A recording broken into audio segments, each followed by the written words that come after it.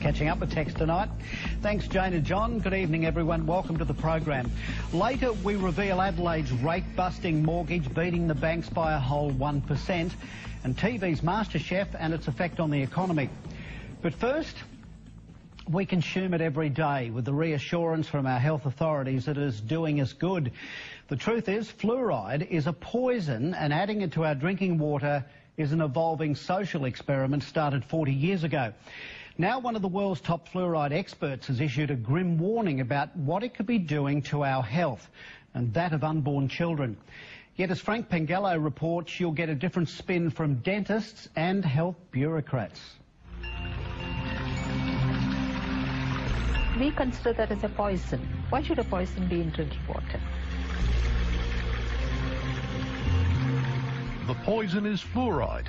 It's there because government health bureaucrats and dentists tell us it's for our common good, for reducing tooth decay, and at levels which won't harm you.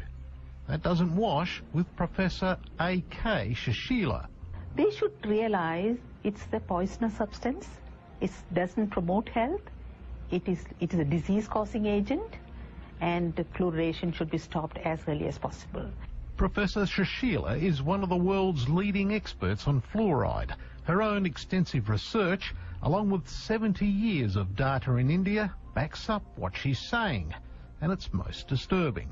I would consider a pregnant mother taking fluoride-contaminated products, I'm using the word products, which includes water, toothpaste, black tea, processed food products which has fluoride. Any liquid? Anything. Where her urinary fluoride is high, she is going to cause a lot of damage to the fetus, the growing embryo, the infant which is going to be born.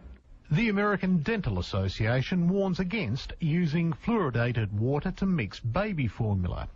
Not so here. They don't read, they are not aware, they don't update themselves, they don't do any research. So we are in a serious problem. Professor Shashila says exposure to fluoride could also be the cause of many ills like neck, shoulder and joint pains, which may be misdiagnosed by doctors. She routinely does urine tests to check fluoride levels in her patients. Remove the fluoride ingestion starting from toothpaste, black tea, fluoridated water, whatever, and you bring down the urinary fluoride to normal limits, the patient recovers. Fluoride is also used as a preservative and also lurks in many products we consume. But apart from toothpaste, it's not listed on labels. So it is coming into one's body through many sources, and you are not aware of it. The fluoride that goes into our drinking water is toxic waste from the production of fertiliser. For maybe 100 years, the phosphate fertilizer industry put out two very, very poisonous gases into the environment, hydrogen fluoride and silicon tetrafluoride. Eventually, they were required to capture those, and they did it with a wet spray, water, and that water converts these two very toxic gases into hexafluorosilicic acid. And it's this scrubbing liquor, which is about 25% strong, is put into tanker trucks, driven around the country, and added to our drinking water. Here's what's in the mix made in Australia, a sickening cocktail of heavy metals like arsenic, barium, beryllium, cadmium, lead, mercury, and on it goes, and in much higher concentrations than is allowed for lead and arsenic. Why should you make people drink a poisoned water? Well, it's forced medication for the masses, and there are more than 1,000 doctors and scientists around the world who, like Professor Shashila, condemn what's going on. The problem with adding medicine to water is an obvious one of consent, that people can't give their informed consent, which is a basic of medical ethics. Fluoride is about to be added to Mount Gambier's water from the Blue Lake. Alex Young is livid. He's collected a petition of more than 6,000 signatures against the move, or a quarter of the town, which has been ignored by the state government.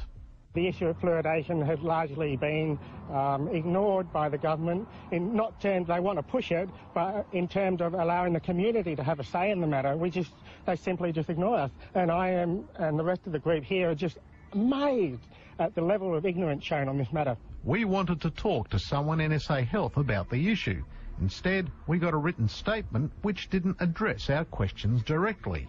It claims Mount Gambier children have 78% more tooth decay than those in Adelaide who drink fluoridated water, and that it's considered safe and used in other developed countries like the USA, UK and Canada. Well, there aren't many more on that list, as anti-fluoride campaigner Professor Paul Connett points out. Most European countries do not fluoridate. Austria, Belgium, the Netherlands, France, Germany, Sweden, Norway, Denmark, Iceland, Italy, Greece, Portugal. The overwhelming number of countries in the world do not fluoridate, and guess what? Their teeth are just as good, if not better, than ours. It aggravates dental decay. The tooth gets pitted, perforated, it gets chipped off, it breaks, and also at a much younger age, the people will become edentulous, means they will lose their teeth. The anti-fluoride movement says while there's ample evidence to support what they're saying, governments still refuse to listen or fund research to study the impact it has on health. The real culprit here is these bureaucrats who are spinning the information before it gets to the decision makers, and that's what's outrageous. We expect, I think, politicians to spin, but we shouldn't expect civil servants to spin. A mistake? Yes, of course.